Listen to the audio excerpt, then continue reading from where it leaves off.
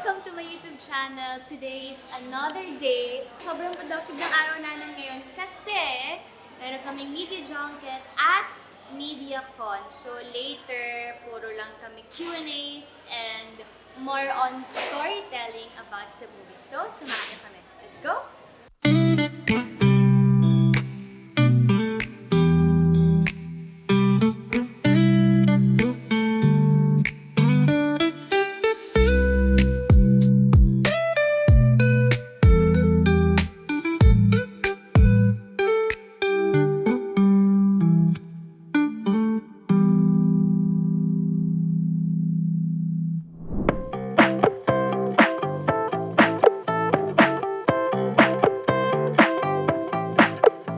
First, what do you like about your character? Nakaka-relate ako sa kanya in a way na pareho kaming ate. Nakikita ko rin yung sarili ko sa kanya, yung pagka-independent niya bilang kapatid at anak. Dito po kasi young adults na rin yung mga characters namin eh. So medyo different din po talaga sa mga na-play namin characters before na talagang bata, mas pa super sweet. Ngayon, mas malaking responsibility and mas seryoso yung pag-play namin sa mga characters namin dito. Pinakagusto ko kay Alexander ay yung sa pamilya, kumpleto yung pagmamahal. Kontento si Alexander sa pagmamahal ng isang pamilya. Bilang ako, bilang sarili ko, nagmamatter talaga sa akin yung pagmamahal ng pamilya. Kahit man hindi kumpleto, kahit mas nasa malayo yung isang membro ng family. Huwag ka muna mag-aasawa. Anak, mawawalan ako ng baby. Gusto lang naman niya makatulong sa'yo. Ganon siguro yung love.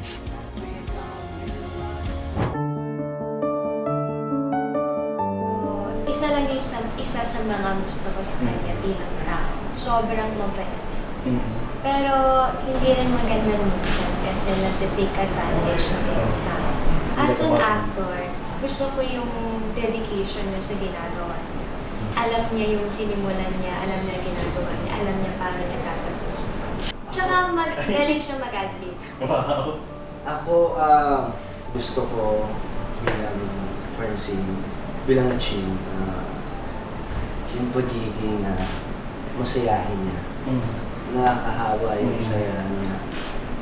And yung pagiging maalalahanin. Parehas din kami ng dedikasyon.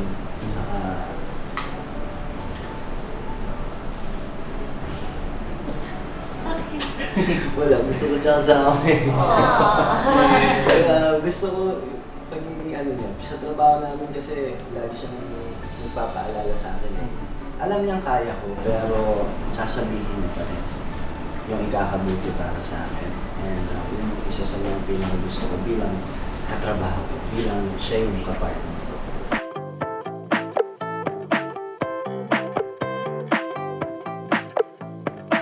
Ano kayo nag-celebrate? Ang kinain nyo, yun alam, anong kinain nyo? Steak. Wow! Ang sarap! Uy, parang nagutom ako.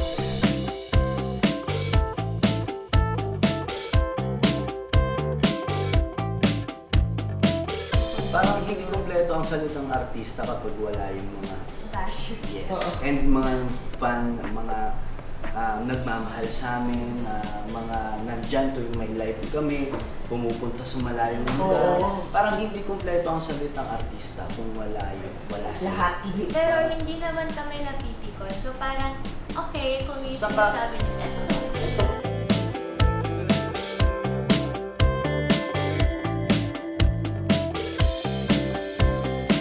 Are you open also on producing movies or directing siguro in the future? Ako.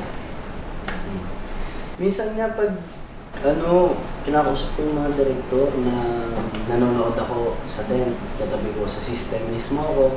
Minsan ako yung magkukusa na, direct pa isa naman ako, ano ba pwede? Okay, ganyan. Ibubulong ako yung mga sa headset, yung mga cameraman. Okay, sa'yo na, pasok ka pa, dikit ka pa ng konti, tight ka pa, luwag ng konti, ganyan. So, kahit pa paano, natututo ka kasi yung palagi mong ginagawa eh. Yun yung palagi mong nakikita Saka ikaw na rin mismo ang magsasabi sa sarili mo na pagpasok mo ng set, alam mo na yung ginagawa mo. Bilang artista, isa rin yung sa akin. So, yun. Ako ang propose. 10 years pa na. Ako, I don't know eh. Parang mas Sa bahay lang matrabaho. kasi. Sa bahay lang. Mas matrabaho kasi pag sa likod ng camera eh. Yes, Parang siya na lang director ko. Ako na lang artista niya forever. Wala na.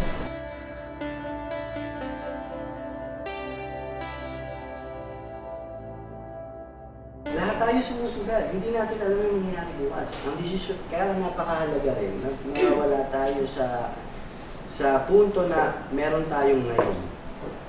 So ano yung pwede nating magawa ngayon para yung bukas natin medyo ma-maniover natin ng maayos. Diba? Yung gagawin natin ngayon, pwede mag-connect sa bukas.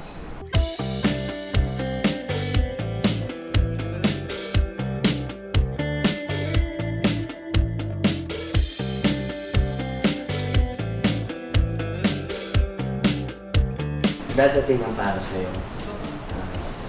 Kasi minsan pag naghahanap tayo ng pagmamahal, mas nasasaktan din tayo, di ba? Kasi bakit? Mali yung nahanap natin. Naniniwala ako sa soul mo. Nakatakda na yan kung sino ang katuwang na aking kaluluwa. Walang mali sa pagmamahal. Walang tama, walang mali. Walang tama, walang mali. Kasi pag naramdaman mo, ibig sabihin mo, kasi nanggaling dito, hindi mo siya Wala siyang isip. Hindi mo siya inisip lang, hindi mo siya in-imagine lang. Kasi big word yung love eh, para sa akin. Hindi mo pwedeng sabihin ng yung mahal kita kung kanino mo gusto. Tapos bibitawan mo lang. Hindi eh. Pag sinabi mong love kasi mahal mo at nararamdaman mo at galing dito.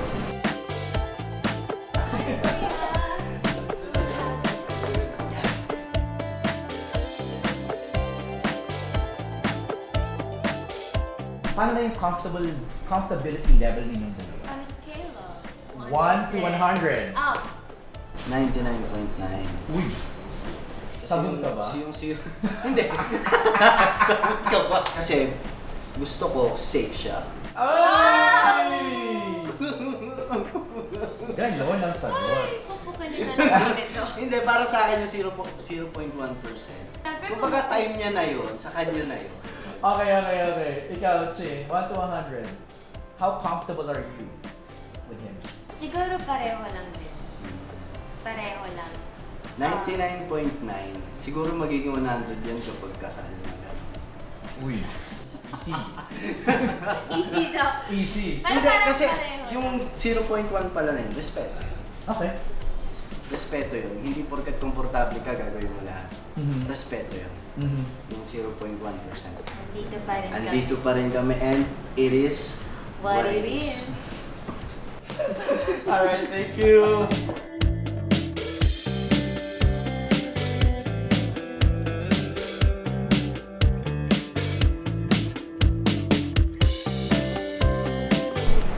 Mas maganda siguro sabihin na gusto ko kami yung future. Yeah. Hindi yung tayo yung future. Gusto ko.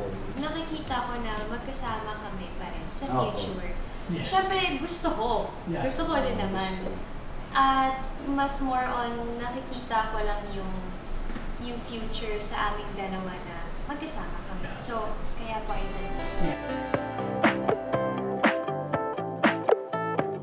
Kasi po kami dalawa mas pribado Talaga, kami. sobrang Parang protected namin yung kung ano lang yung sa amin. po, hindi kami yung Hindi post namin natin, ina-open post for natin, everyone. post natin, vlog natin, ganito na. At least you choose what to Yes. share. Opo. Saka, pero sa ganun pa man, gusto ko lang din sabihin sa kanila na hindi namin nakakalimutan na artista rin kami. Kasi, pag happy kami, pag nakikita niyong happy kami sa mga posts namin, alam namin na natutuwa rin kayo. Pag alam niyo tahimik kami, hindi kami nagpo-post, nag-aalala kayo kung ano yung problema. Pero kahit ganun, andyan pa rin sila, naiintindihan nila kami. Saka pag may pinost kami, sobra silang Natutuwa, grabe, na-excite natutuwa. talaga sila. Laging abangers. Saka na-appreciate namin kada may ganito po. Lagi silang 12 midnight pa lang, nagsisimula na sila ng mga tagline nito, nag-Twitter Nag-hashtag party na sila. Buong araw nakikita namin sa Twitter, andun yung pangalan namin. Correct. Namin. So, napakalaking tulong and sobrang appreciate po namin yung mga nagmamahal po sa amin. Sa real life. Sa real life. Sa real life. Parang sabi ko, gusto ko yung paglabas ko ng BBB, gusto ko siya makita. Wow. Kasi naka-IG live siya noon. Oh. Naka-IG live siya, tapos pumasok ako, tapos nag-comment ako na, hi idol. Alam mo maraming artista na nagkakatuluyan dahil sa mga ganyan. Di ba? Yung mga fan, hindi naman fan, but I mean, Parang fan mode. fan mode sila. Fan ganyan. mode. Tapos sila, nag-shoot na nun ng kadena dito. Tapos ako, pa lang sila yung na, hi idol. Tapos hanggang sa pumasok na ako ng kadena dito. So nung ginawa natin yung eksena yun, naalala ko. Doon sa movie. Parang may relate. Talagang mirroring Yeah. of what happened to you. Oo, That's so parang nice. sabi ko, grabe, ilang taong 19, ang dami pinagdaan. Tapos eto kayo. Sabi Who ko, would have thought, no, na masasali ka yung ganun sa pelikula. Correct. Yes.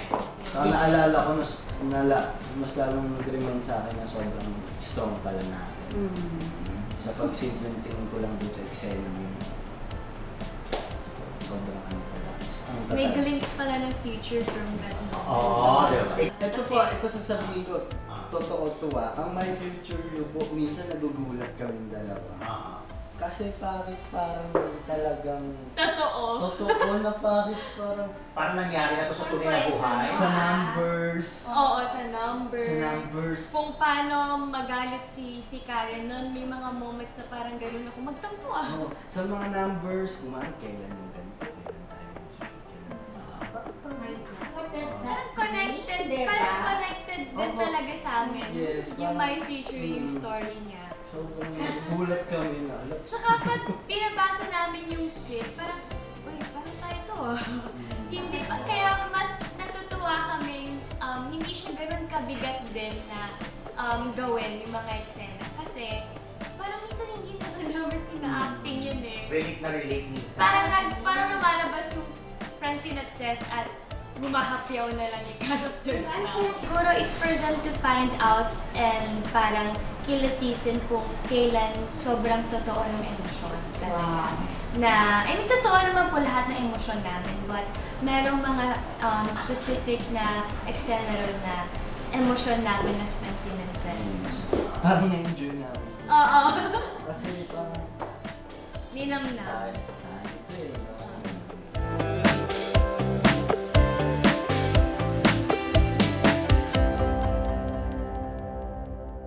My Future You has been rated G by MTRCB. Kaya isama na ang buong pamilya, lahat ng mga kaibigan, pati na ang inyong mga kasintahan, mga jowa ninyo, at mga future ninyo pag nanood ng My Future You.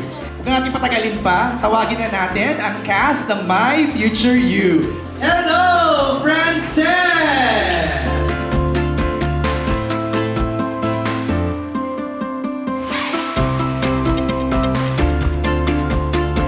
Magandang hapon po sa inyong lahat. Salamat po sa oras niyo para sa amin. Let's enjoy the rest of the day. Sobrang excited din po kasi talaga ako sa parade. Isang float parade namin. Tsaka syempre po, yung mapanood to ng mga tao. Kasi po, lahat kami dito pinaghirapan po namin to. So parang lahat ng hard work at pagmamahal sa ginagawa namin, pinagsama-sama. Tapos ito po yung regalo namin sa pamilyang Pilipino. Ayaw mong maging if then yung hindi kami parte ng future ng isa't isa. Kasi malaki naman po ang papel namin ngayon sa buhay ng isa't isa. Kaya sana lang po mapangalagaan din po namin yung friendship na meron kami. Kasi matagal din po eh para umabot kami sa level ng friendship namin ngayon. Kaya it's more of taking care of each other para sa ikagaganda ng future ng isa't isa.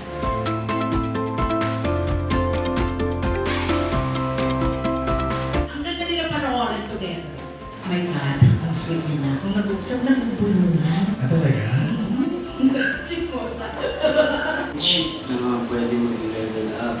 tingin ko naman ako po, magiging totoo lang po, may possibilities naman talaga dahil palagi kami kasama sa trabaho.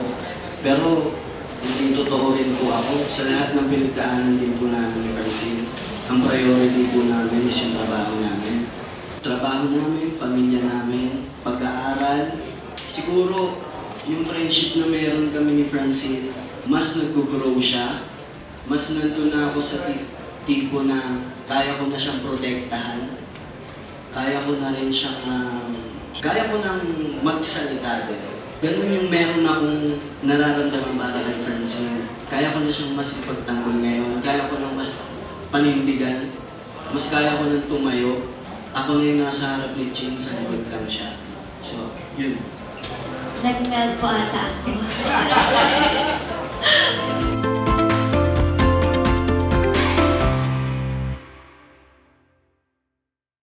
That's it for today, guys! Meron akong kasama mag-outro ngayon. So, thank you so much. Ano nung sabi mo sa araw natin? Well, sobrang thankful. Saka ang saya ko. Ang saya ko na... Ano? Oh, sige. Wala. Hindi, ang saya mo Wala, ang na. saya ko na...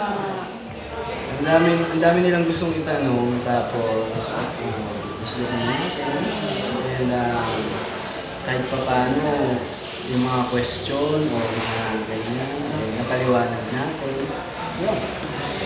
Anong feeling na nasa vlog kita ulit? Yung last mo sa akin yung NS. Hindi oh. Ay, first pala yun. Hala, may jet ski tayo, di ba? Rapture. Ay? Ito sabihin na first pala. Sorry, yung last. I'm sorry. Anong feeling? Saya. Okay lang naman. Okay. Sobrang saya. Gusto ko pag nasa vlog mo. Paano ako magbabay? That's it, guys. XOXO. XOXO. Okay, sabay. So thank you again, everyone. We'll see you in the next videos. XOXO. Francine. Ay, hindi Francine. XOXO. XOXO. Simple Francine. No, hindi naman ganun. Bye-bye.